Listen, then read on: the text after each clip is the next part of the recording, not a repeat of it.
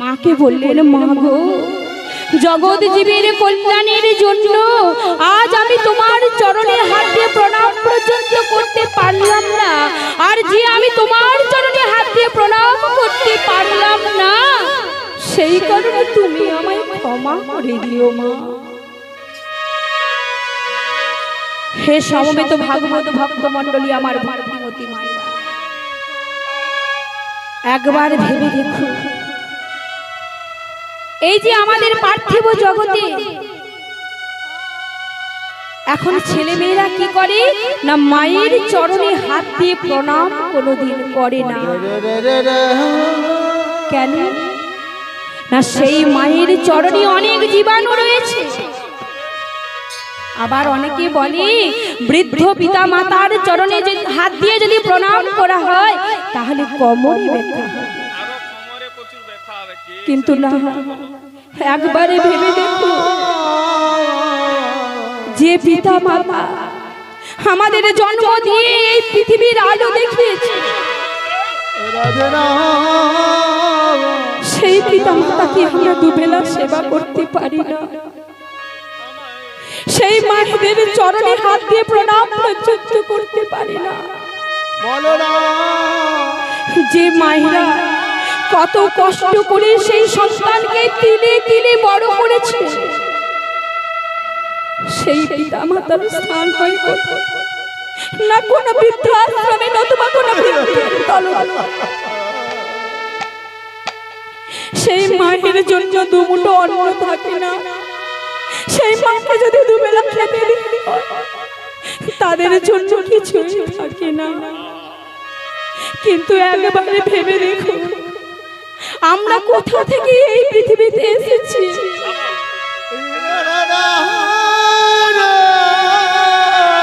সেই মায়ের চরণে হাত দিয়ে আমরা প্রণাম পর্যন্ত করি। আমরা তো অনেক জায়গায় গান গাইতে গাই, অনেক জায়গায় দেখেছি, শুনেছি, কত বৃদ্ধ বাবা মা, কেউ বলে তার সন্তানকে কত কষ্ট করে বড় করে চাকরি বাকরি করিয়েছে, আর সেই মা, সেই বাবা মার স্থান ওই বৃদ্ধাশ্রম।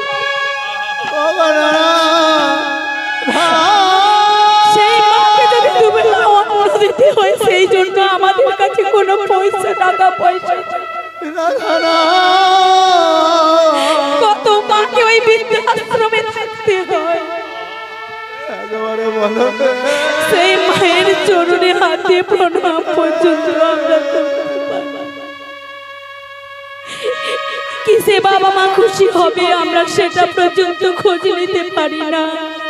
একবার ভেবে দেখি না যে আমার মা কি করছে, আমার বাবা কি করছে। আমার বাবা যখন ছেলে সন্তানরা বড় হয়,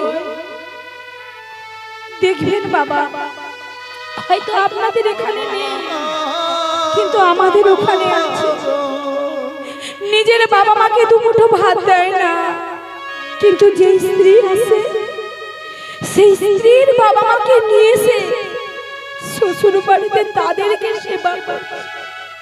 হায়রে গনি, আমাদের কেমন দেখুন দুর্দশা হয়েছে। আমরা যদি আমার পিতা মাতাকে দেখতে না পারলাম, তাহলে ওই খড়ের মাটির প্রতিমাকে পুজো করে তাতে কোনো লাভ হয় না। ওই অর্থ খরচা করে বহু তীর্থ পরিভ্রমণ করার কোনো ফলশ্রুতি হয় না। তাই বলি বাবা, কোনোদিন পিতা মাতাকে দুঃখ দেবেন না। একবার ভেবে দেখো, আজ তুমি তোমার পিতা মাতাকে কষ্ট দিচ্ছ, তোমারও সন্তান পাঠিয়েছে তোমাদেরকেও সাজা দেওয়ার জন্য।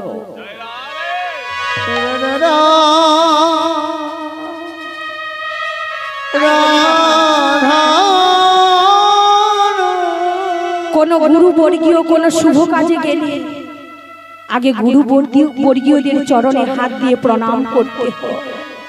কেন? তারা আশীর্বাদ করে, তার প্রমাণ একবার ঘুরে চলুন মহাভারতে। কুরুক্ষেত্রের মাঠে কেন না, যাদের পঞ্চ পাণ্ডবদের সঙ্গে দুর্যোধনের 100 ভাইদের মধ্যে সম্পত্তি নিয়ে বিবাদ হয়েছিল, কি তাই না? শুধু বাবা আমাদের এখানে ওই সম্পত্তি